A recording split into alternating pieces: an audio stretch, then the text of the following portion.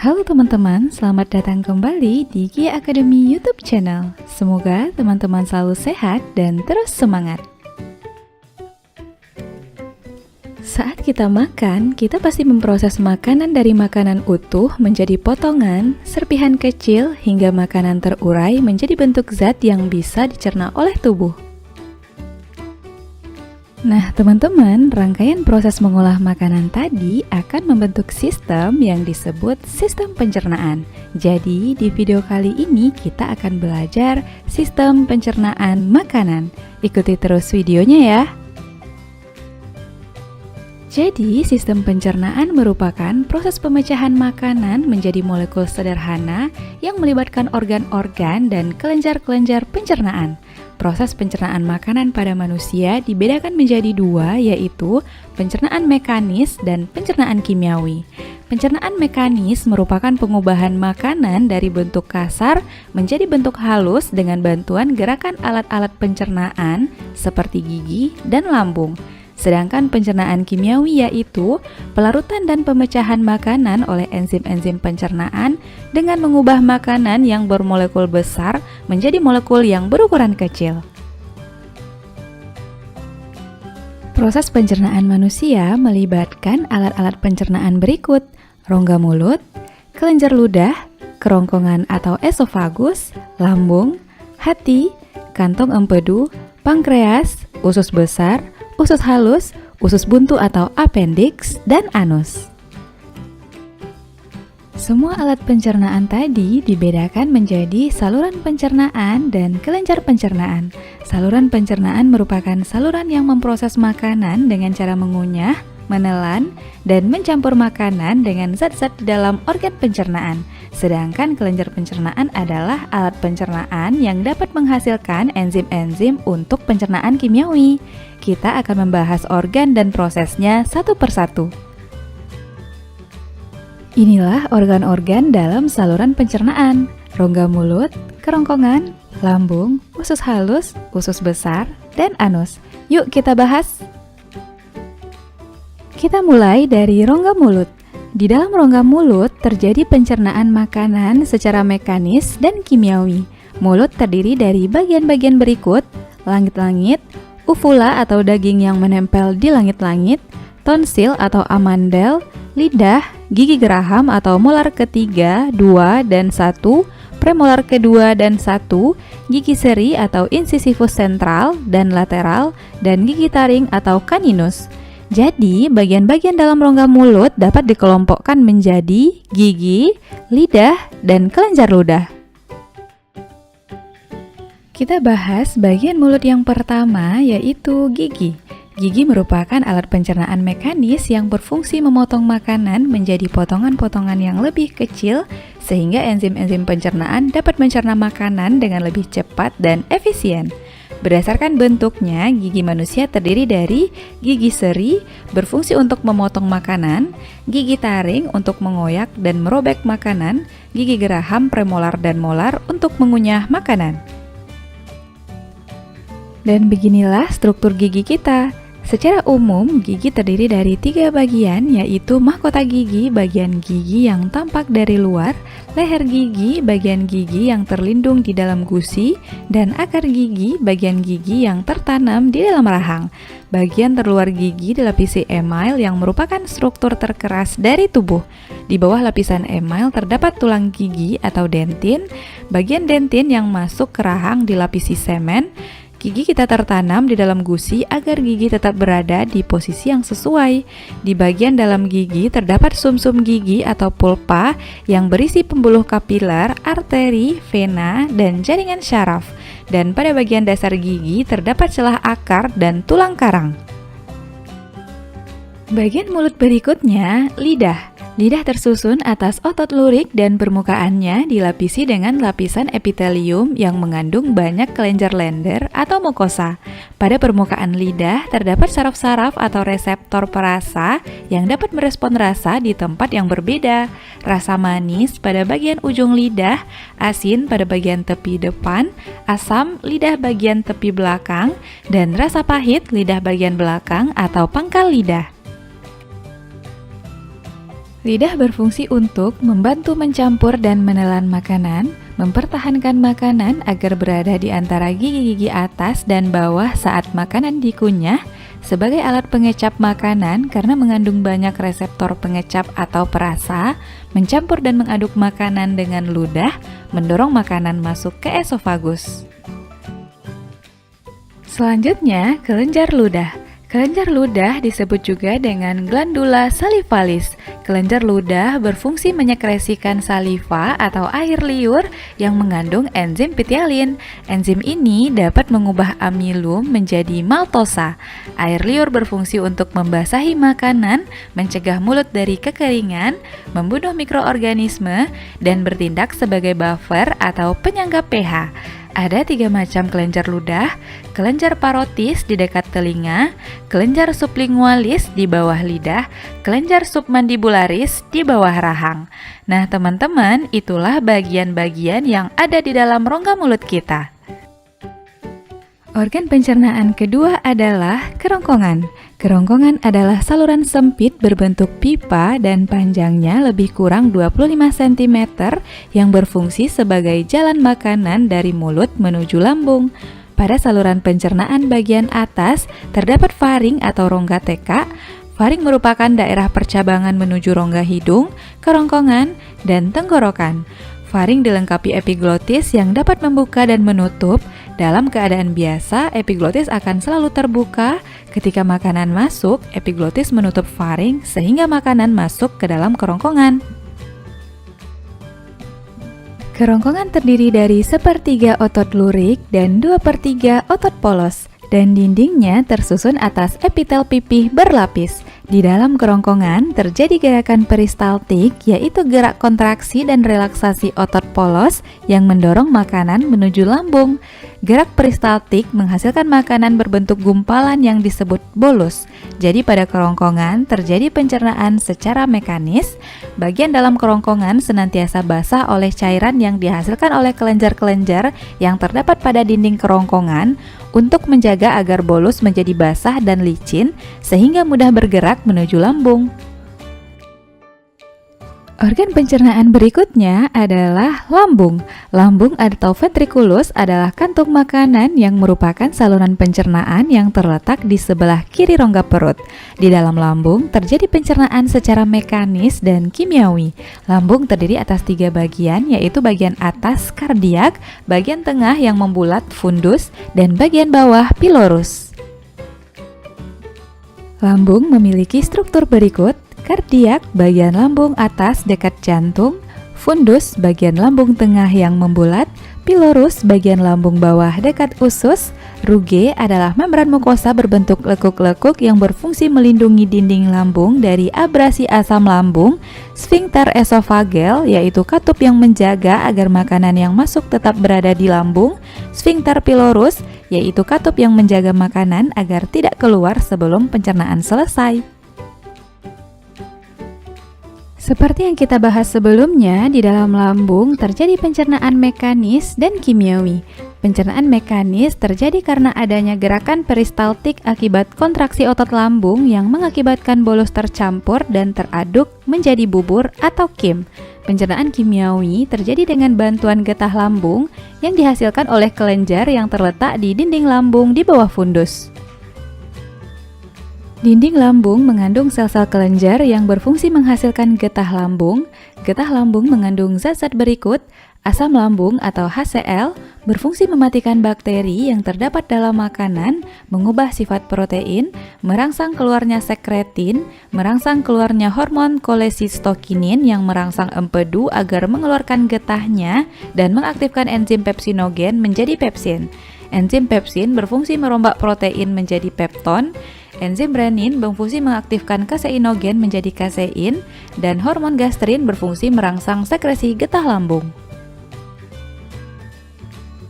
Organ pencernaan keempat yaitu usus halus. Usus halus adalah saluran berkelok-kelok yang panjangnya sekitar 6-8 meter dan lebar 25 mm. Pada usus halus terjadi pencernaan kimiawi. Usus halus terdiri atas 3 bagian, yaitu duodenum atau usus 12 jari, jejunum atau usus kosong, ileum atau usus penyerapan. Mari kita bahas satu persatu. Usus 12 jari berfungsi sebagai tempat pencernaan makanan dengan enzim-enzim. Terdiri dari dua saluran, yaitu kantong empedu berisi cairan empedu yang dihasilkan oleh hati yang berguna untuk mengemulsi lemak, dan pankreas menghasilkan getah pankreas yang bersifat basa dan mengandung beberapa jenis enzim seperti amilase, tripsin, dan lipase. Enzim yang dihasilkan oleh saluran pankreas memiliki fungsi sebagai berikut. Amilase berfungsi mengubah zat tepung menjadi gula, tripsinogen diaktifkan oleh enzim enterokinase menjadi tripsin, tripsin mengubah protein menjadi peptida dan asam amino, lipase mengubah trigliserida atau lemak menjadi asam lemak dan gliserol. Jadi di usus 12 jari yang berlangsung adalah pencernaan kimiawi ya. Berikutnya, usus kosong. Di dalam usus kosong, makanan mengalami pencernaan kimiawi oleh enzim yang dihasilkan oleh kelenjar pada dinding usus. Enzim-enzim yang dihasilkan oleh kelenjar yang terdapat di dinding usus antara lain, enterokinase mengaktifkan tripsinogen yang dihasilkan pankreas, laktase mengubah laktosa menjadi glukosa, erepsin mengubah pepton menjadi asam amino, maltase mengubah maltosa menjadi glukosa, disakarase mengubah disakarida menjadi monosakarida, peptidase mengubah polipeptida menjadi asam amino, sukrase mencerna sukrosa menjadi glukosa dan fruktosa, dan lipase mengubah trigliserida menjadi gliserol dan asam lemak. Usus penyerapan. Di usus penyerapan terdapat banyak lipatan atau lekukan yang disebut villi atau jonjot usus. Villi berfungsi memperluas permukaan usus sehingga proses penyerapan zat makanan akan lebih sempurna. Zat makanan berupa glukosa, asam amino, vitamin yang larut dalam air atau B dan C, mineral dan air akan diserap oleh kapiler darah dalam villi, kemudian diangkut menuju hati melalui pembuluh darah. Sedangkan zat makanan berupa asam lemak, gliserol, dan vitamin yang larut dalam lemak atau A, D, E, K akan diangkut melalui pembuluh kil, yaitu pembuluh getah bening limfa. Sebagai organ penyerapan makanan, dinding usus halus memiliki struktur berikut. Lekukan pada bagian luar yang disebut villi untuk memperluas bidang penyerapan. Di dalamnya terdapat enterosit yang merupakan sel epitel silindris yang menyerap sari-sari makanan, sel goblet, sel yang berfungsi untuk menghasilkan getah usus, pembuluh darah, pembuluh limfa, dan membran mukosa pada bagian dasarnya. Organ pencernaan kelima adalah usus besar atau kolon. Usus besar memiliki panjang lebih kurang 1 meter yang terdiri atas kolon ascendens, kolon transversum, dan kolon descendens. Di antara usus halus dan usus besar terdapat sekum atau usus buntu. Pada ujung sekum terdapat tonjolan kecil yang disebut appendix atau ubah cacing yang berisi massa sel darah putih yang berperan dalam imunitas. Bagian akhir usus besar disebut rektum dan terdapat lubang pembuangan yang disebut anus. Usus besar berfungsi untuk membentuk massa feses atau kotoran, mengatur kadar air, garam mineral, dan zat berguna yang tersisa pada feses, sebagai tempat terjadi pembusukan sisa makanan menjadi feses oleh bakteri Escherichia coli. Bakteri ini juga menghasilkan vitamin K dan vitamin B12. Organ pencernaan terakhir adalah anus. Bagian akhir usus besar disebut rektum dan di sini tidak lagi terjadi penyerapan air. Rektum dapat berkontraksi sehingga menimbulkan defekasi. Defekasi adalah proses pengeluaran zat sisa pencernaan melalui anus. Kontraksi rektum dapat menyebabkan refleks gastrokolik yang dapat dilakukan secara sadar dan otot pencernaan akan berkontraksi sehingga feses terdorong keluar. Oke teman-teman, sampai di sini berarti kita sudah membahas semua organ saluran pencernaan. Mulai dari makanan di dalam rongga mulut, disalurkan melalui kerongkongan, makanan dicerna di lambung, diserap oleh usus halus, dan diproses dalam usus besar hingga terakhir bermuara di anus. Bisa dipahami ya? Alat pencernaan selanjutnya adalah kelenjar pencernaan. Kelenjar pencernaan merupakan alat pencernaan yang dapat menghasilkan enzim-enzim untuk pencernaan kimiawi. Kelenjar pencernaan terdiri dari kelenjar ludah, kelenjar hati, kelenjar pankreas, kelenjar lambung, dan kelenjar usus halus. Nah, karena kelenjar ludah, lambung, dan usus halus sudah kita bahas sebelumnya, maka kita akan melanjutkan pembahasan hanya pada kelenjar pankreas dan hati. Pertama, kelenjar pankreas. Pankreas memiliki kelenjar eksokrin berupa sel asiner yang menghasilkan getah pankreas. Getah pankreas ini mengandung natrium bikarbonat. Sebagai kelenjar pencernaan, pankreas menghasilkan enzim-enzim berikut: amilase yang mengubah amilum menjadi glukosa, lipase mengubah lemak menjadi asam lemak dan gliserol, dan tripsin mengubah protein menjadi senyawa asam amino. Kedua, kelenjar hati. Hati adalah organ tubuh dengan kelenjar eksokrin berupa kantung empedu yang menghasilkan cairan empedu. Cairan empedu atau bilus adalah cairan berwarna kuning kecoklatan yang mengandung air, garam empedu sebagai pengemulsi lemak, bilirubin hasil dari perombakan eritrosit, dan kolesterol atau lipid. Cairan empedu ini berfungsi untuk pembuangan sisa metabolisme perombakan eritrosit, pembuangan kolesterol berlebihan, pengemulsi lemak. Sebagai kelenjar pencernaan, hati berperan dalam proses metabolisme karbohidrat dan protein. Selain itu, hati juga mengatur kadar glukosa dan asam amino dalam darah. Kelebihan asam amino tidak disimpan dalam tubuh, melainkan oleh hati akan diproses menjadi karbohidrat dan lemak. Nah, teman-teman, inilah keseluruhan enzim yang dihasilkan oleh kelenjar pencernaan kita dan fungsinya. Enzim pitialin yang dihasilkan oleh kelenjar ludah, enzim pepsin, renin, dan amilase yang dihasilkan oleh lambung. Amilase juga dihasilkan kelenjar pankreas bersama enzim lipase dan tripsin, dan usus halus menghasilkan banyak enzim diantaranya laktase, sukrase, dan maltase. Sampai di sini, teman-teman bisa memahaminya ya.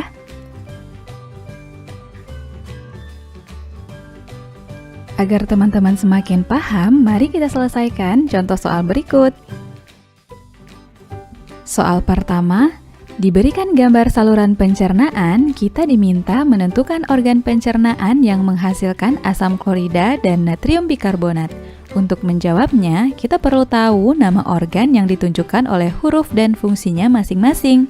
Huruf P adalah hati yang menghasilkan cairan empedu, Q, lambung menghasilkan asam klorida, enzim pepsin, renin, dan hormon gastrin.